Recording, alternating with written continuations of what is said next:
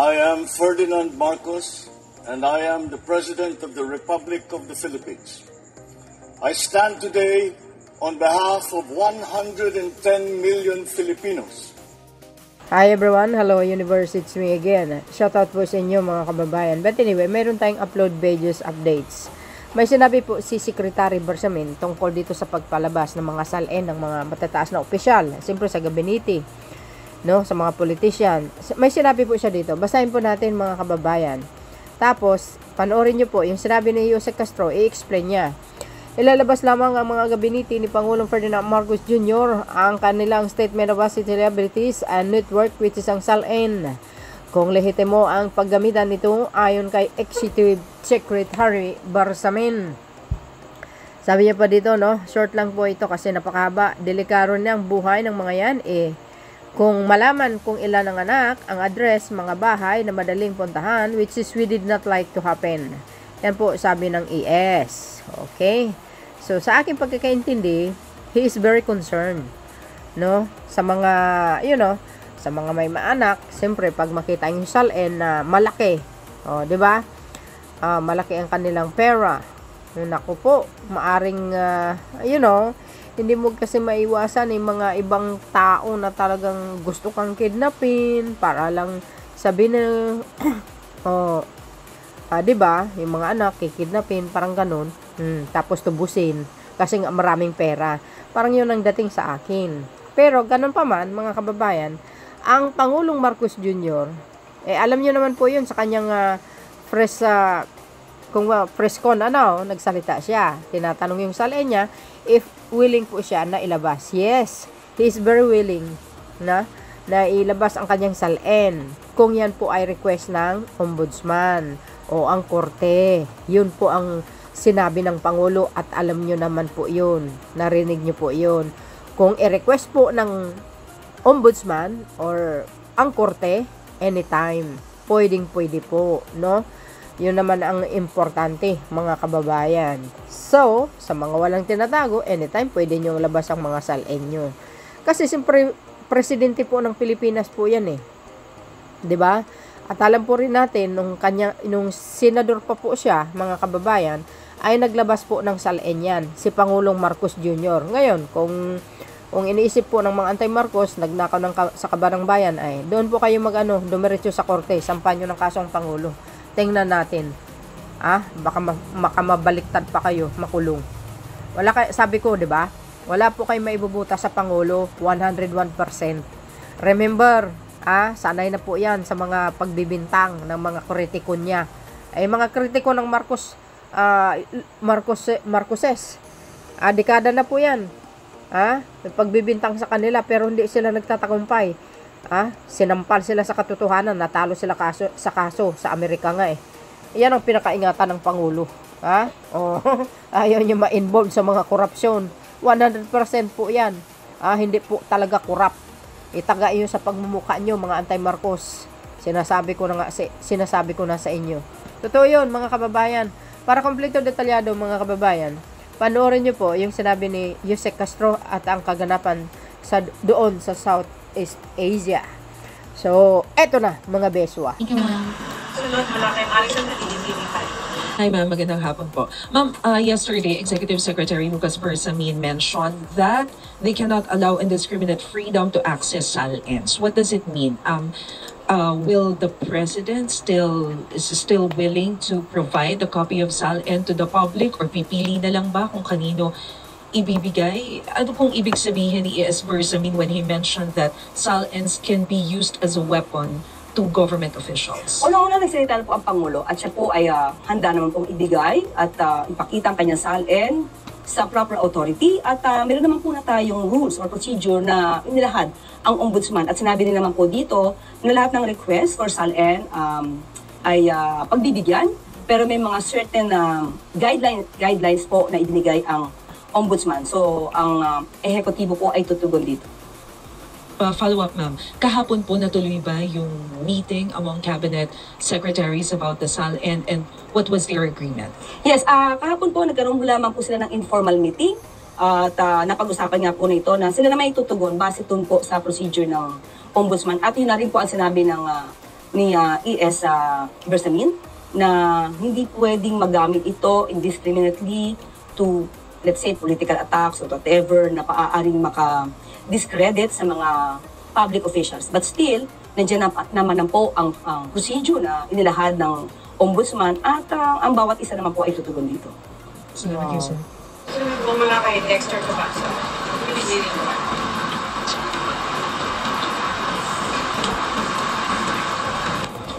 Good afternoon po, Yusek. Ombudsman Remulla said na he wanted a review of the drug war cases during the administration of President Duterte. Katanong ko lang po if the President is informed about this move and ano po yung gagawin ng executive to support this move ng Ombudsman. Ang ombudsman po kasi ay isang independent body, constitutional body. So wala pong hindi po kailangan nilang mag-report sa Pangulo kung ano po ang gagawin nilang mga aksyon para po sa mga pagtugis sa mga maaaring may sala ng mga public officials.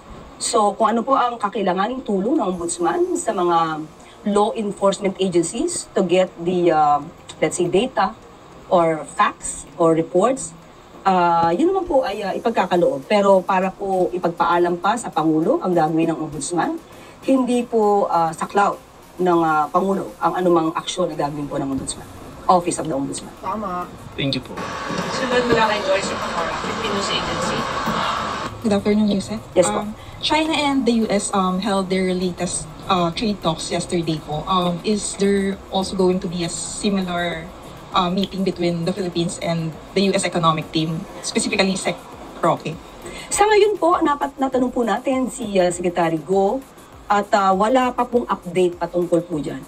Hindi po napag-uusapan. Pero for this mission, ma'am, ano yung mga committee, sino-sino yung mga committee ni Sec Roque or Sa ngayon, kasama sa delegation? Opo, sa ngayon po, wala pong pakikipag-meeting ang presidente sa anuman na patungkol po dyan.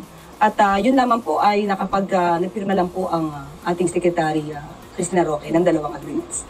Ano yung agreements, ma'am? Yung Atiga and Opo. Ma'am, ako na rin, for the Timor-Leste, ma'am, the President already made a statement about it. Meron na po kaming binigay sa Yeah. media. Opo. Can I also make a follow-up? How are we anticipating yung role ng Timor-Leste? The role that they would play once we chair the ASEAN Summit next year? Alam naman po natin na bawat miyembro po ng ASEAN ay meron po silang mga goals, shared goals, patungkol po sa ekonomiya, sa security. So asahan po natin lahat ng mga miyembro ng ASEAN, including na po ang bansang Timor-Leste, ay pare-pareho po nagagawa at gagawi dito sa ganitong klaseng goals po. Next question mula kay Rich Monteveno, Daily Check. Good afternoon po, Yusek. Maybe just get the palace reaction that dito po kasi sa recent development in the Duterte case in the ICC, ginamit po ng defense team niya yung statement po ni President Marcos Jr. in terms of the ICC jurisdiction issue. Ano po ang masasabi ng palasyo tungkol dito? Sa ating pagkakaalam, ang ICC will base its decision or order or resolution on the Rome Statute. And it will not be guided by the political statements. So, kung yan po ay kanilang gagamitin, depende na po ito sa ICC kung paano po nila itong i-evaluate. But sa aking pagkakaalam ay hindi po sila sumusunod or hindi po sila nai-influence ng anumang political statements. Tama. Thank you po, Yusek. Para sa ASEAN 2026. Nagpahayag ng kahandaan si Pangulong Ferdinand R. Marcos Jr. para sa ASEAN 2026 kung saan ang Pilipinas ang magsisilbing host country. Wow. Sa kanyang plenary intervention kaninang tanghali, sa nagpapatuloy na 47th ASEAN Summit sa Malaysia, binigyan diin ni Pangulong Marcos Jr. na nakatuon sa practical, inclusive at measurable initiatives ang pag-host ng Pilipinas sa ASEAN sa susunod na taon. Nagpahayag din si Pangulong Marcos Jr. sa patuloy na pagsulong sa legasiya ng ASEAN. Ayon kay Pangulong Marcos Jr., layunin umano ng Pilipinas na makamit ang ASEAN Vision 2045. Nagpaabot ng pasasalamat si Pangulong Marcos Jr. sa Malaysia para sa kanilang mainit na pagtanggap sa bansa at isang mainit na pagbati rin sa Timor-Leste bilang bagong kasapi ng ASEAN. Nagpaabot din ang Pangulo ng pakikiramay sa Thailand kasunod ng pagpanaw ni dating Queen Sirikit. Binigyan diin ni Pangulong Marcos Jr. ang kahalagahan ng ASEAN centrality sa pagtataguyod ng katatagan at pagtutulungan sa rehiyon. Mahalaga rin para kay Pangulong Marcos Jr. ang kahalagahan ng mutual benefits and dialogue, lalo na sa Indo-Pacific, habang binigyan din niya ang patuloy na commitment ng Pilipinas sa UNCLOS at Biological Diversity of Areas Beyond National Jurisdiction o BBNJ Agreement. Sa usaping ASEAN Trade Agreements, kagaya ng ATIGA Protocol at ASEAN-China FTA 3.0, binigyan din ni Pangulong Marcos Jr. ang suporta sa open markets, infrastructure development at regional economic growth. Patuloy din ang pagkilala ni Pangulong Marcos Jr. sa inclusive at sustainable development sa pamamagitan ng social protection, disaster resilience, at environmental cooperation. At maaari na po akong tumugon sa inyong mga katanungan. Ang tanong mula kay Marie Sumali, GMA 7. Good afternoon, ma'am.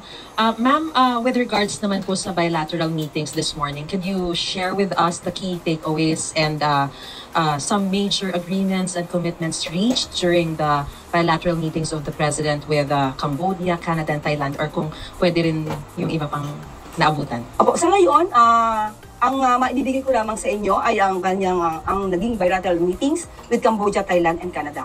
Unahin po natin ang Cambodia. Ang dalawang leaders po ay diniscuss po ang upcoming Philippine chairship sa darating na Asian Summit sa susunod na taon. At ang Cambodia rin po ay nagpahayag ng kanyang suporta sa pagiging chairship po ng Pilipinas. At ang dalawa po ay napag-usapan din po ang developments between Thailand and Cambodia, especially the signing of the terms of reference of the ASEAN Observer Team.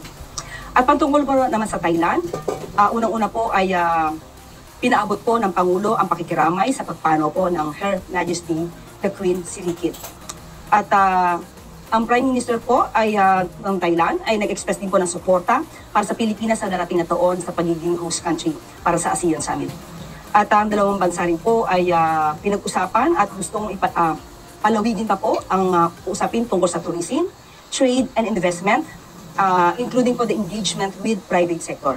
At nagkaroon din po ng pag-uusap at na-highlight din po ang patungkol sa agricultural exchanges. At pagdating naman po sa Canada, nagkaroon din po, na-highlight po ang strong people-to-people exchanges. At nagpasalamat din po ang Pangulo sa Canada dahil sa pagsuporta sa Pilipinas patungkol po sa shared values at including po the international law, particularly UNCLOS. At sila po ay magkakaroon ng constructively engage in ASEAN. Yan, and they will also boost trade and investment and energy cooperation. So yan lang po yung pinaka-highlight sa kanilang bilateral agreements. Bilateral meetings. Okay. Ang follow-up lang dun sa Canada na binanggit na susuportahan sa UNCLOS. What specifically did you mean by this? Ano pong bahagi? Is this with regards to the ongoing more aggressive tension happening in the West Philippines? Sinusuportahan lang po yung naging desisyon patungkol sa ating karapatan, maritime rights, at dahil ito po ay base naman sa international law at ito po ay sinusuportahan ng Canada. Sunod na tanong mula kay Uli Kupana, Business World. Good afternoon po. Ma'am, pasensya na, follow-up lang po dun sa Canada. Napag-usapan po ba kanina yung status ng Visiting Forces Agreement as well as ang ating Philippine-Canada Free Trade Agreement? Hindi pa po namin masasabi at malamang ang Pangulo po kung makapagsasabi niyan kung meron na pong ganyan. As we speak, wala pong naibanggit sa amin na pong itinutulsa. Thank you po. On other matters po, nabanggit niyo po yung ATIGA and ASEAN-China Free Trade Agreement 3.0 upgrade. Yusek, why are these two trade pacts important for the Philippines in terms of trade relations, and what are the projected figures on trade flows, exports, imports, and investment that the Philippines can expect? Okay, natanong po natin mismo si Secretary Tess Lazaro at ibibigay ko po ang kanyang pahayag patungkol po dito. The ASEAN-China Free Trade Area or ACFTA has long been one of the ASEAN's most important economic partnerships. Now, with the 3.0 upgrade, both sides are working to make this partnership more modern, more comprehensive, and better aligned with today's global realities. The upgraded protocol opens new opportunities for high-impact cooperation in areas that are increasingly vital to our region's future. from the green and digital economies to sustainable supply chain connectivity. It also provides fresh pathways to empower micro, small, and medium enterprises, enabling them to participate more fully in the regional value chains. At the same time, the strengthened frameworks on fair competition and consumer protection will help ensure that the benefits of growth are inclusive, broad-based, and sustainable. The original ACFTA provides guidance in the following aspects of trade: trade in goods, rules of origin, customs procedures and trade facilitation, standards, technical regulations, and conformity assessment procedures, sanitary and phytosanitary measures, trade in services, investments, and economic and technical cooperation. Wow. The ACFTA 3.0 upgrade now includes guidance on competition and consumer protection, digital economy, green economy, supply chain connectivity, and micro, small, and medium enterprises. End of quote. At patungkol naman po sa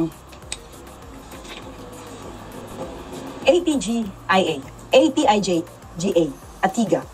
According to Special Assistant to the President for Investment and Economic Affairs in the Philippines, Secretary Frederick Go, and I quote, "The upgrading of the ASEAN Trade in Goods Agreement, or ATIGA, ensures the agreement's continued relevance in addressing contemporary trade challenges. The enhanced agreement offers significant benefits, particularly through improvements in trade facilitation measures, transparency provisions, dispute settlement mechanisms, and the inclusion of new and emerging trade elements. Notably, the mutual recognition of authorized economic operations, or AEOs, will allow certified traders to benefit from expedited cargo clearance throughout ASEAN. Additionally, businesses will find it easier to comply with administrative requirements, self-declaration of origin, the implementation of the Electronic Certificate of Origin, or E-Form D, and acceptance of digital documentations." At mamaya po, ang kabuuang mensahe po ni Secretary Go ay ibibigay ko po sa inyo. Maraming salamat.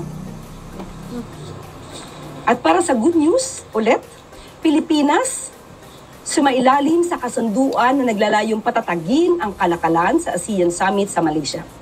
Alinsunod sa direktiba ni Pangulong Ferdinand R. Marcos Jr. na palawakin ang exports, magbigay ng trabaho at patatagin ang product quality, sustainable trade at regional resilience, lumagda ng 2 kasunduan ang Department of Trade and Industry, o DTI, nito lamang Sabado sa Malaysia. Kasalukuyang nasa Kuala Lumpur ang Pangulo para nagpapatuloy ng 47th ASEAN Summit at related summits kasama si DTI Secretary Cristina Roque at ilan pang kabinete nito. Ang kasunduang nilagdaan ng ahensya ay ang ASEAN-China Free Trade Area, o ACFTA 3.0 Upgrade Protocol at Second Protocol to amend the ASEAN Trade in Goods Agreement. Sa ilalim ng kasunduan, ACFTA 3.0 Upgrade, napagkasunduan ng ASEAN at China na palalimin ang kooperasyon sa digital, green at sustainable trade sa pamamagitan ng improved customs procedures at iba pang trade measures. Inaasahang maraming Pilipino ang makikinabang sa kasunduan na magpapatatag sa tiwala sa e-commerce at cross-border transactions. Samantala, ang ATIGA Second Protocol naman, naglalayong i-modernize ang framework ng ASEAN para sa free flow of goods sa rehiyon. Ang mga nasabing kasunduan ay ilan lamang sa mga bunga ng matagumpay na partisipasyon ni Pangulong Marcos Jr. sa ASEAN Summit sa Malaysia. Wow! At dyan po nagtatapos ang ating press briefing. Magandang araw para sa bagong Pilipinas. Oh, narinig nyo mga bes, karagdagan doon sa unang video natin. Sabi sa inyo ang Pangulo, laging may sideline yan. Kaya saludo talaga ako sa kanya. Oh, you see mga beswa? Kudos naman talaga sa mga economic teams ng Marcos administration. Siyempre, mga kababayan, ang ating mahal na Pangulo as well. Diba? Sobrang sipag niya talaga. Hindi matatawaran yung sipag niya. Bakit? Dito sa Pilipinas, alam po natin, araw-araw nagtatrabaho. Pagdating sa Malaysia, Asian Summit, trabaho pa din. So, grabe talaga itong Pangulo na ito. Ay, nako. BO lang or walang utak lang, hindi nakakapansin sa ginagawa ng Pangulong Marcos Jr. para sa kapakanan sa mamayang Pilipino. Sa totoo lang, kasi nakikita ko, mahal niya kasi yung bansa niya eh. Mahal niya ang mga Pilipino kahit sinisiraan siya, kahit sabihin mo, binabalahura siya, pero still pa din ang Pangulo. Walang pake. Matapang nga eh. Pumunta ng Davao after 1 day. So good. Pagdating doon, bigay tulong. Sampal sa mga mga DDS. Tapos sinugundahan ni Secretary Laurel ng DA. Nagbenta ng 24 kilo bigas, DDS ang nauna sa pilahan. But anyway, they are naman mga Pilipinos, kaya okay lang 'yon, no? As long as makinabang sila sa kabila ng katoksikan nila, okay lang 'yon. Bahala na si Lord sa kanila, mga kababayan. So yun mga best, kayo na pong balang magkomento. See you again on my next upload. Bye bye and babush. God bless Philippines.